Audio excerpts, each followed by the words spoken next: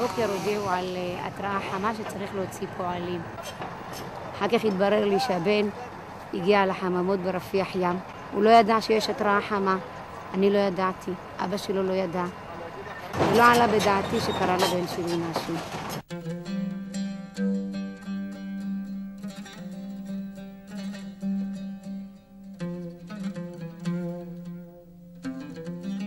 אנחנו הבוקר יחד עם ריקי צפירה מוציאים מכאן בוסטן שהנציח את שמו של אסף, זכרונו לברכה.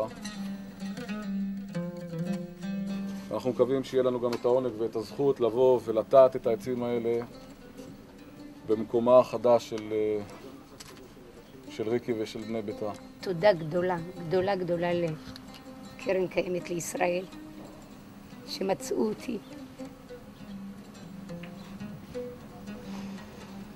ובאו לעזור לי להוציא את העצים. לבד לא הייתי מצליחה להוציא אותם. אז תודה רבה להם, מכל הלב. זה נתן לי אור בתוך החשיכה.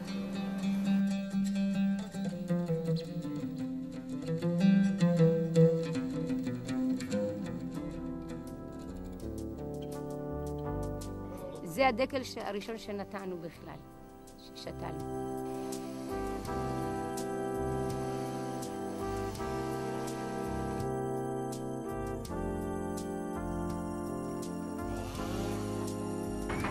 האם, לאחר מות הבן, שתלה בחצר הבית בוסטן שהנציח את שמו של אסף.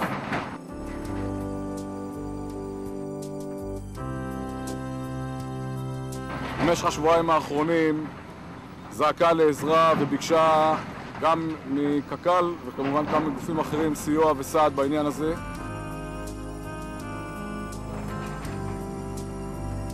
קק"ל נעתרה ואנחנו היום יחד עם ריקי צפירה העתקנו את העצים האלה.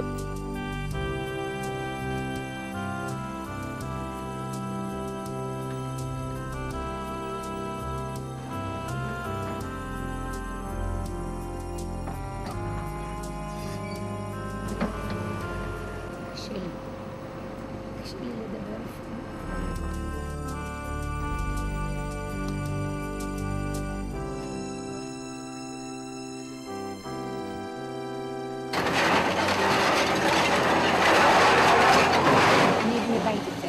עולם ישראל ברוח. אנחנו בונים על חורבן מאז שנוסדנו.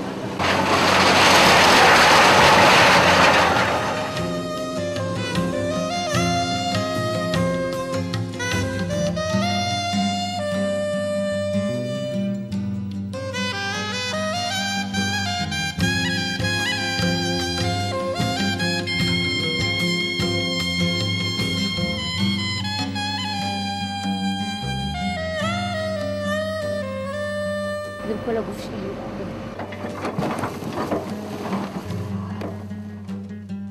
אני מרגישה במצוקה ואני לא יודעת להסביר את זה. זה מרגש אותי שאנשים כאלה טובים באו לעזור לי להוציא את העצים ולקחת אותם.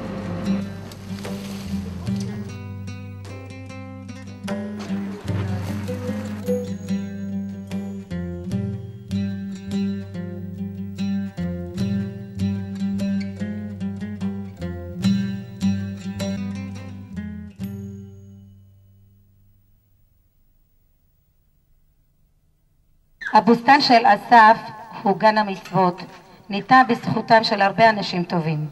קרן הקיימת לישראל ונציגיהם אלישע ויוסי. משפחתנו מודה לכם מקרב לב על הסיוע האישי והצמוד בהעברת העצים למקום מגורנו הזמני.